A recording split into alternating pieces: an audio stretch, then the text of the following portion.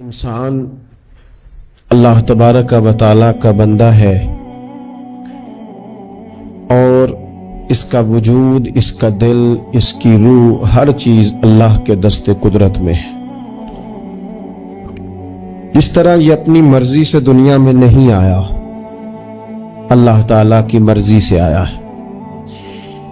इसी तरह ये नहीं हो सकता कि जिस तरह इंसान चाहे उस तरह इसके औकात गुजरे। मेहनत करना, कोशिश करना, जद्दोजहद करना इसकी जिम्मेदारी जरूर है, लेकिन होगा वही जो रब चाहेगा। अल्लाह तबारक व तआला ने इंसानी जिंदगी में तमाम मौसम रखे हैं। बचपन का मौसम, जवानी की बहार, बुढ़ापे के औकात, अपनों का मिलना, अपनों का बिछड़ना, शादियों की खुशियां और जनाजों के गम, ये सारा कुछ इंसानी जिंदगी का हिस्सा है। लेकिन इंसान चूंकि तबी तौर पर कमजोर होता है, अपने मिजाज के लिहाज से बहुत सारी जगहों पे इसमें ज़ौफ़ पाया जाता है, तो ये करता यह है कि जिस तसल्ली के साथ खुशी को कबूल करता है, उसी तरह खुले दिल के साथ गम को कबूल नहीं करता। मन चाही जिंदगी गुजारना चाहता है, हालांकि मन चाही जिंदगी तकलीफ का बायस होती है। रब चाही जिंदगी इंसान को सुकून अता करती। अल्लाह ताला ने इंसान के साथ आजमाइशें रखी हैं। जिस तरह अल्लाह ताला की तरफ से मिलने वाली नेमतों को कबूल करता है, इसी तरह उसकी तरफ से आने वाली आजमाइशों को भी खुले दिल से इसे कबूल करना चाहिए। और ये बात दुरुस्त है कि वमा असाबकुम मिन मुसीबतिन फबिमा कसबत अयदीकुम। इंसान पर कुछ मुसीबतें वो आती हैं जो उसके हाथों के कसब की वजह से आती हैं। बहुत सारी कौमों पर आजाब इसलिए आए कि उन्होंने बाज गुनाह किए थे, लेकिन यह याद रखिएगा कि आजाब हमेशा गुनाहों की वजह से नहीं आते। तकलीफें हमेशा गुनाहों की वजह से नहीं आती। इंसान दुखों में, मुश्किलात में सिर्फ अपनी गलतियों की वजह से नहीं उलझता, बल्कि नबी पाक अलैहिस्सलातु वस्सलाम ने फरमाया है, अल्लाह ताला किसी बंदे को कोई दर्जा देना चाहता है, उसके आमाल इस तरह के नहीं होते कि उसे दर्जा दिया जाए, अल्लाह उसे किसी मुश्किल में डाल के उसके दर्जे को बुलंद फरमा देता है। बुलंदी दराजात के लिए, कुर्बे इलाही के लिए, अल्लाह तबारक व तआला की बारगाह की मारिफत के लिए भी मसाइब आते हैं। आप देखिए ना, नबी पाक सल्लल्लाहु ताला अलैहि वसल्लम ने फरमाया, सबसे ज्यादा तकलीफें अंबिया पे आती हैं, और फरमाया मैं अल्लाह का महबूब हूं, अंबिया का सरदार हूं, मेरे ऊपर सबसे ज्यादा तकलीफें आई हैं, आजमाइशें आ जाती हैं। और रब फरमाता है, वला नबलुवन्नकुम बिशैइन मिनल खौफी वल जूअ, हम जरूर तुम्हें आजमाएंगे कुछ खौफ के साथ, कुछ भूख के साथ, व नक्सिम मिनल अम्वाली वल अनफुसी वस्समरात, जरूर तुम्हें आजमाएंगे फलों की और जानों की कमी के साथ। अगर तुम इसमें साबित कदम रहे, शिकवे न किए, अपने रब की रिजा पे तुम राजी रहे, तो वबश्शिरी साबिरीन, ए महबूब फिर जो मेरी रजा पे सब्र करे उन्हें मेरी जन्नत की खुशखबरी भी अता फरमा दे। हम तुम्हें जरूर आजमाएंगे, खौफ भी, भूख भी, मालों और जानों की कमी भी। मोमिन की ये शान होती है कि वो किसी भी मौके पर अपने रब से शिकवा नहीं करता, किसी भी हाल में अपने रब की शिकायत नहीं करता।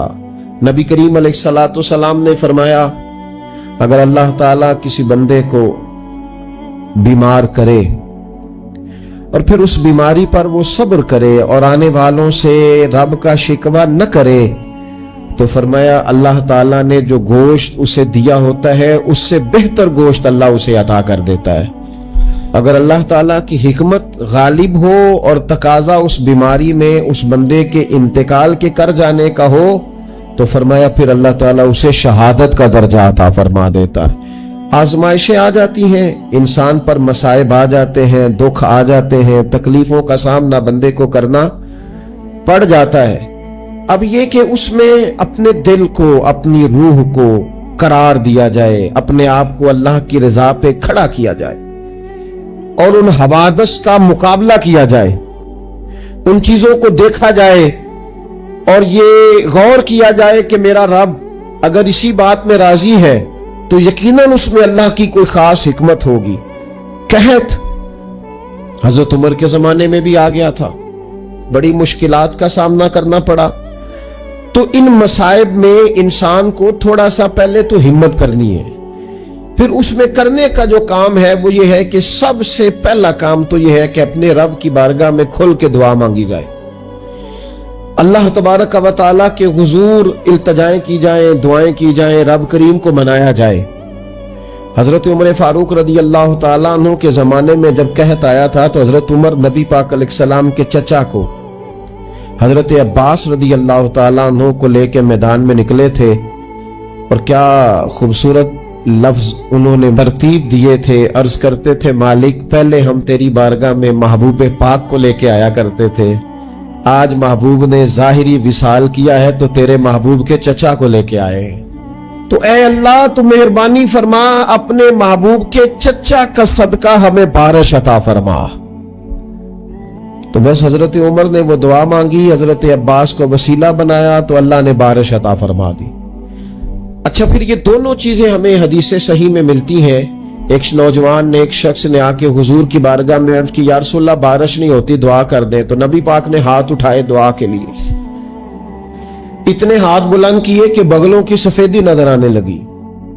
وہ کہتے ابھی محبوب کے دستے مبارک پوری طرح چہرے پر پھرے نہیں تھے کہ اللہ نے بارش عطا کر دی۔ پھر پورا ہفتہ بارش ہوتی رہی تو لوگوں کو اب بارش کی کثرت کی وجہ سے بعض مسائل بننے لگے، تو وہ پھر حاضر ہوئے، عرض کی یا رسول اللہ دعا فرما دیں، اب تو کچھ مشکلات بڑھنے لگی ہیں۔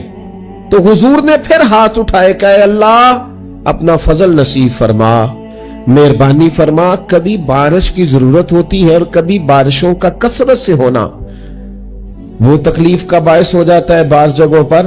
تو کہتے ہیں پھر حضور نے دعا فرمائی، ابھی چہرے پہ ہاتھ نہیں پھیرے تھے کہ مدینہ منورہ میں بارش ختم ہو گئی۔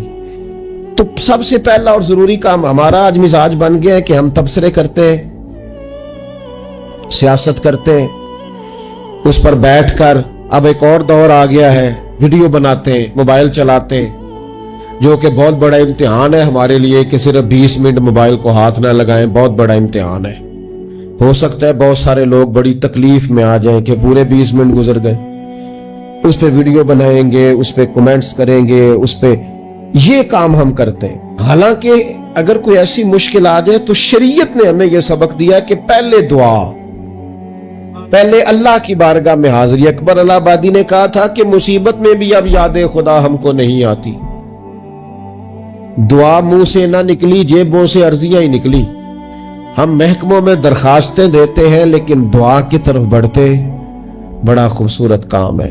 سب سے پہلے تو یہ کریں کہ وہ جو ہمارے بھائی تکلیف میں ہیں، مجبوری میں ہیں، ان کے لیے اپنے رب کی بارگاہ میں عرض کریں کہ مالک، قدرتوں کا مالک تو تو ہے، ہر چیز تو تیرے دستے کرم میں ہے، اور تو کریم اتنا ہے کہ بندوں پہ تو غضب نہیں زیادہ فرماتا، رحمت ہی زیادہ فرماتا ہے، اور تیری رحمت تیرے غضب پر غلبہ رکھتی ہے، اس لیے مالک تو کرم فرما، اور یہ جو لوگ ہیں تو انہیں اپنے فضل سے ہی آسانی عطا فرما تاکہ اس مشکل سے نکل آئیں۔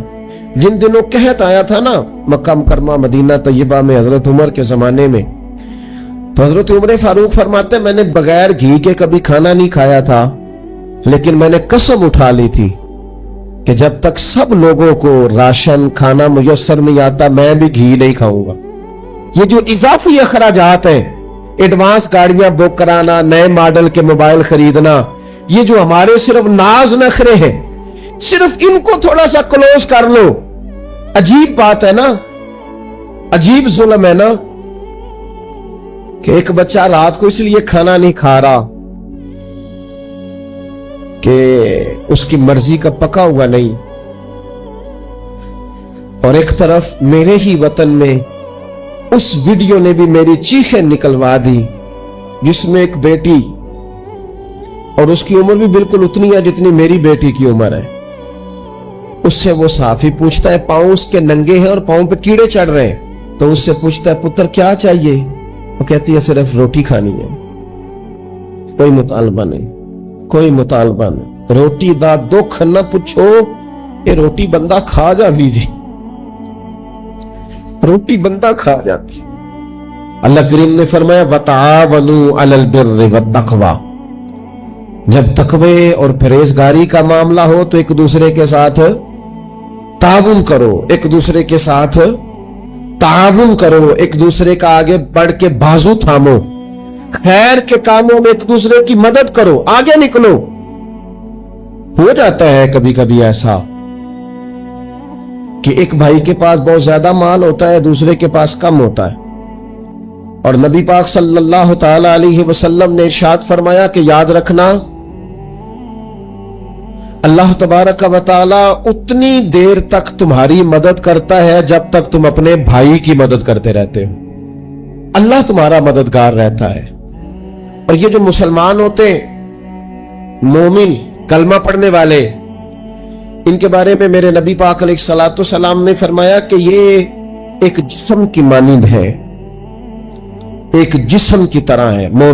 मोमिन एक जिस्म की तरह है, जिस तरह ये पूरा जिस्म होता है। और हुजूर ने मिसाल दे के बात समझाई, फरमाया जिस्म का एक हिस्सा तकलीफ में हो ना तो सारा जिस्म उसका कर्ब महसूस करता है। यानी दर्द सिर्फ दांत में है, लेकिन रोटी खाने को दिल नहीं करता, किसी से बात करने को दिल नहीं करता, उठ के बाहर जाने को तबीयत नहीं चाहती, पूरा वजूद उसका कर्ब, उसकी तकलीफ महसूस करता है। फरमाया जिस तरह एक जिस्म के एक हिस्से को तकलीफ हो, आप मुझे बताइए ना, आपके दांत में तकलीफ है तो क्या कभी आपके दिमाग ने कहा है कि डॉक्टर के पास नहीं जाना? पैरों ने कहा है मैंने नहीं चल के जाना, ये तो मसला सिर्फ और सिर्फ दांत का है, दांत जाने उसका काम जाने? ऐसा होता नहीं। दांत में तकलीफ होती है तो ज़हन मंसूबा बंदी करता है, वो कहता है यार ये पता करो दांत का डॉक्टर कहां बैठता है। फिर आपकी जुबान हिलती है, मालूमात करती है, फिर आपके पैर चल के वहां जाते हैं, और फिर आप अपने दिल से माफी ज़मीर वहां बयान करते, फिर आप अपना कमाया हुआ सरमाया खर्च करते हैं। भाई एक दांत को तकलीफ है तो रहने दो, सारे जिस्म को काम में क्यों लगाया है? तो माना यह है कि जब जिस्म का एक हिस्सा तकलीफ में हो, बाकी सारे सपोर्ट करते हैं ताकि वो ठीक हो जाए। तो हुजूर ने फरमाया मेरे सारे मोमिन एक जिस्म की तरह। सारे मक्के से हिजरत करके मदीने आए, घर बार पीछे रह गए, जायदादें पीछे रह गई, कारोबार पीछे रह गए। हुजूर ने फरमाया तुम भाई हो। लेकिन वो सहाबा थे ना, उन्होंने भाई भाई अपने आप को सिर्फ तकरीरों में नहीं समझा था, उन्होंने अपने आप को भाई भाई सिर्फ महफिलों के नारों में नहीं समझा था, उन्होंने अपने आप को भाई भाई सिर्फ अदीब शायर की शायरी में नहीं समझा था। वो मन से उनकी आवाजें आती थी हम सचमुच के भाई हैं। उन्होंने तय कर लिया था कि हम भाई हैं। लिहाजा जब हुजूर ने कहा ना आप तुम्हारे भाई वहां से हिजरत करके आए हैं तो इनकी मदद करो, तो फिर उन्होंने सही वाला भाई समझा। खाका रख के अपना घर तकसीम करके आधा अपने भाई को दिया, कारोबार बांट के अपने भाई को दिया। जिसके पास 4 ऊंट थे उसने 2 अपने भाई को दे दिए। चलते कारोबारों में भाइयों को शरीक बना लिया। उन्होंने उन्हें इस तरह करके रखा कि फिर वो जो मुहाजिर थे वो मुहाजिर रहे ही नहीं। उन्हें यूं लगा कि हम तो एक घर से अपने दूसरे घर में शिफ्ट हुए। उन्हें किसी जगह भी कोई तकलीफ नहीं आई। लेकिन अमीर आदमी गरीब को भाई समझने को तैयार होता नहीं।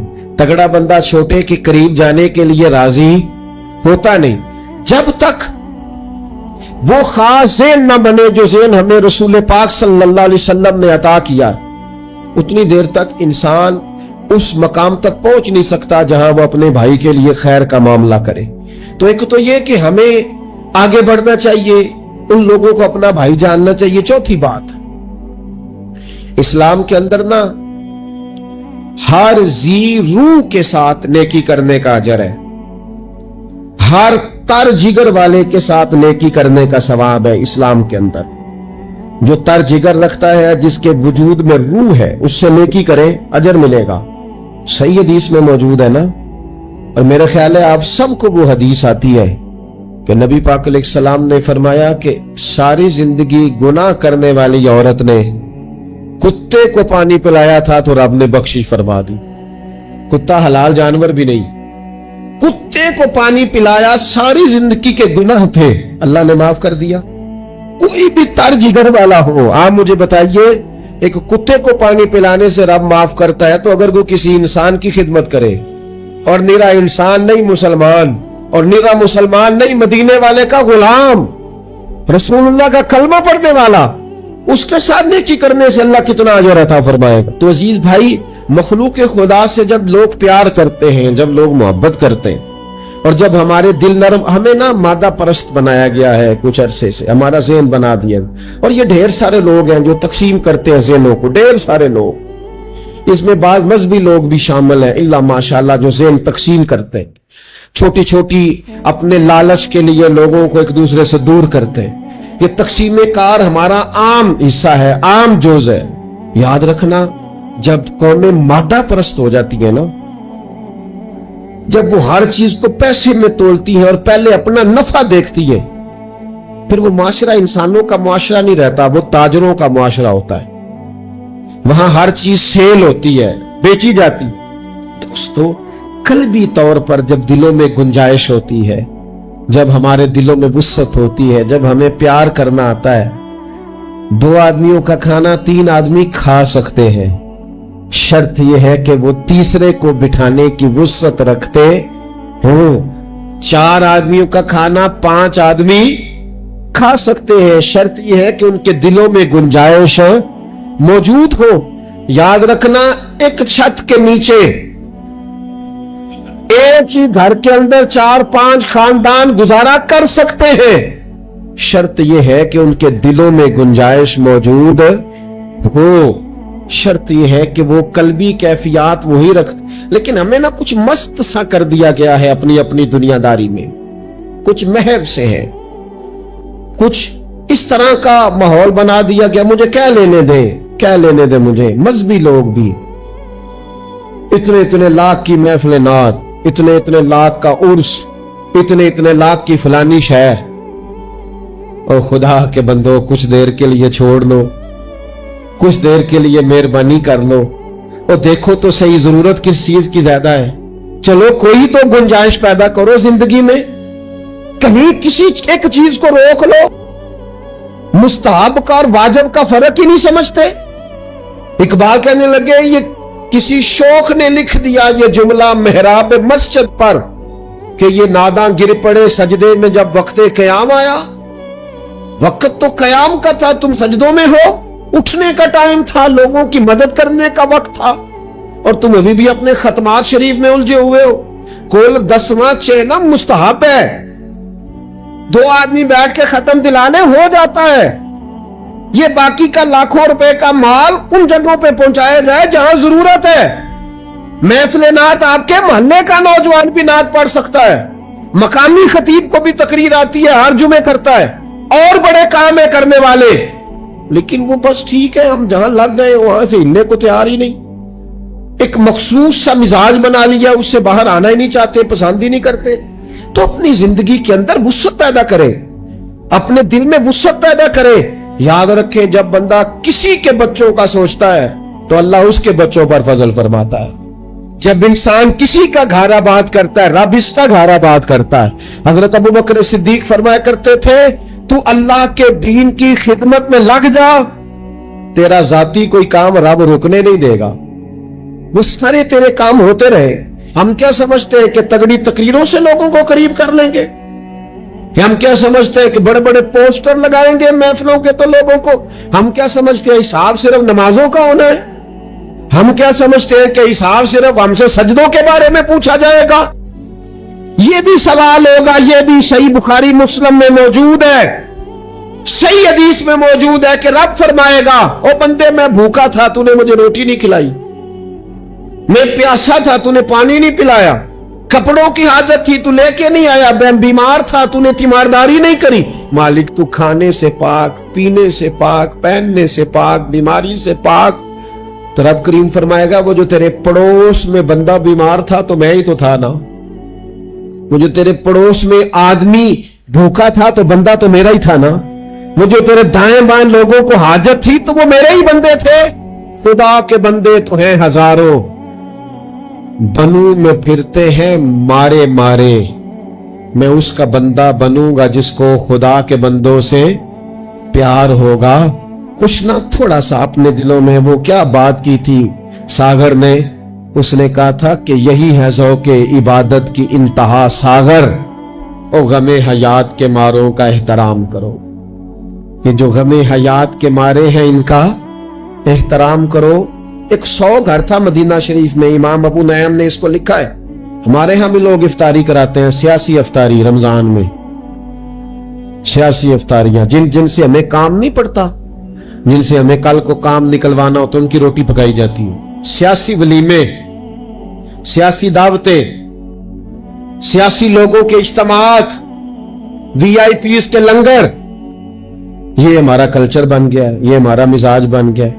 और नबी पाक अलैहिस्सलाम ने फरमाया लानत उस दावत पर इसमें अमीरों को बुलाया जाए और गरीबों को नजरअंदाज किया जाए, वो तो मलून दावत है। 100 घर पूरा था मदीना मुनव्वरा में, जिसमें 3 वक्त का खाना, बच्चों के कपड़े, अगर कोई बीमार हो जाता तो दवाइयां, और दे कौन जाता है अल्लाह ही बेहतर जानता है।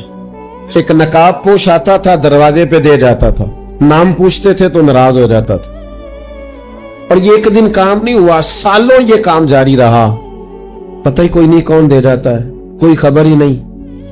फिर अचानक 2-3 दिन हो गए, वो लंगर आना बंद हुआ, वो अखराजात उठाने खत्म हुए। अब लोग एक दूसरे से पूछने लगे कि वो खाना तेरे घर भी नहीं आया, तेरे घर भी नहीं आया, पता करो कब से नहीं आया, पता करो कब से नहीं आया। तो तय हो गया, जब लोगों ने तारीखें लगानी शुरू की, एक दूसरे के साथ मिलानी शुरू की, तो 18 मुहर्रम से मेरे घर नहीं आया। हाँ, हमारे यहां भी 18 मुहर्रम से नहीं आया, पता करो, तहकीक करो। तो पता चला कि 18 मुहर्रम को इमाम ज़ैनुल आबिदीन का विसाल हुआ है। सैयदा पाक का ये शहजादा, इमाम हुसैन का करबला में बच जाने वाला ये जानशीन, एक 100 घरों में और थोड़ी सी आबादी, 100 घरों में 2 वक्त खाना और अपने कंधे पे तोड़ा रख के, लंगर की बोरी रख के पहुंचा के आते, और चेहरे पे नकाब होता। कोई पूछता नाम क्या है तो नाराज हो जाते। 100 घरों में खाना जाता। उनके विसाल के बाद जब गुस्ल दिया जा रहा था तो मोटे मोटे निशान थे कमर पे। लोगों ने उनके बेटे से पूछा कि ये क्या है, तो फरमाने लगे मेरे वालिद अपने कंधों पे थैले रख के आखिर उम्र तक घरों में पहुंचा के आते रहे। लोगों ने कहा हुजूर आप क्यों नहीं जाते थे, आप जवान थे। तो आपके शहजादे कहने लगे मैं कहता था अब्बा जी से कि मैं ना चला जाऊं, तो फरमाते थे पुत्र अगर तू जाएगा तो फिर तुझे उस गरीब का नाम भी बताना पड़ेगा। मैं तेरे सामने पर्दा नहीं खोल सकता, ये मेरा और मेरे रब का राज है। इस चुपके के साथ, इस मोहब्बत के साथ हजरत इमाम ज़ैनुल आबिदीन